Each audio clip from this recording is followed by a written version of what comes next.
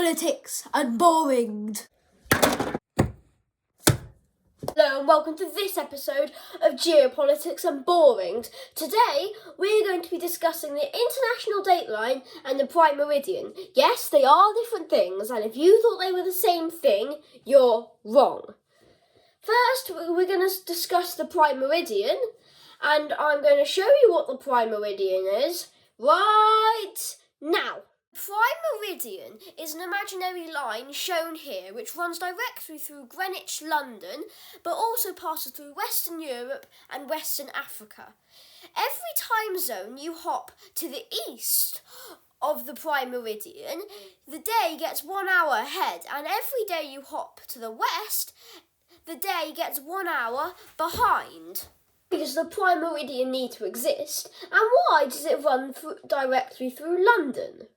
Well, to explain that, you need to look back in the 1600s, where every country used their own version of time, where the prime meridian was centred around their own country, apart from in France, where it was centred around Nice for some reason, not their capital Paris. But then, in the 1700s, when the age of exploration began, more ships began travelling to other countries, and it became a lot more confusing for everywhere to use their own version of time, because when it was 10 o'clock in China, it would be 1 o'clock in the United Kingdom, so as you can tell, if there was a meeting between them, it would cause a lot of chaos. Hundreds of countries' heads of state met up in the Conference of 1850. Sir George Airy suggested that the prime meridian should be located in London, the UK. Most countries agreed with his opinion because 2/3 of all ships sailing on the seas were already British and already using the British time. But other than the French. Obviously, the French didn't agree because they also had their own empire back then, and they also had a lot of ships, and they wanted to use Paris. But then, after more and more countries started converting to using British time, with the prime meridian centred around Greenwich, France eventually was the only country not doing that still. But so then, in 1920, France finally converted it to British time. We're rambling on for ages about the prime meridian, but we really have to move on to the international dateline now. So, the international dateline is an imaginary line which is on the direct opposite side of the globe as the prime meridian. The international dateline, on each side of the international dateline, the day is an entire day apart. Even if you hopped from one side of the dateline to the other, you will go back an entire day, which causes a lot of weird things on a lot of flights.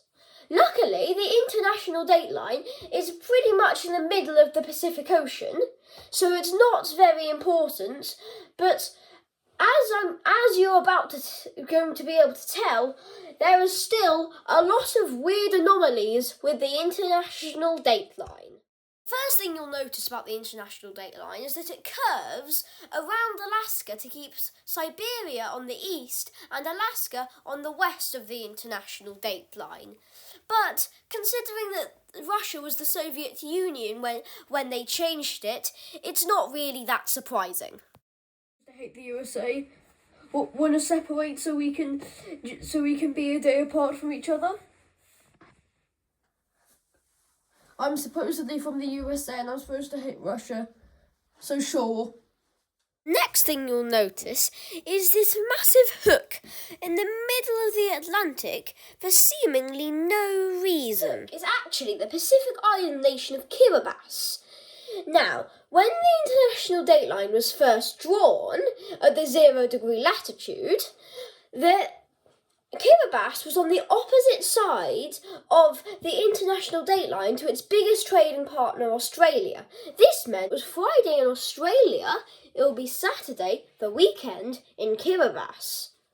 So then they changed to be on the same side of the international dateline as Australia, which is a funny coincidence of making the Kiribati Island in Kiribati the only inhabited place which is 14 hours ahead of the prime meridian. Final thing you should notice is that after the hook, the international dateline doesn't go straight back to the 0 degree latitude. It actually stays at the 30 degree latitude, which has some really weird consequences. For example, American Samoa and Samoa are only 40 minutes away, but are 12 hours away in time.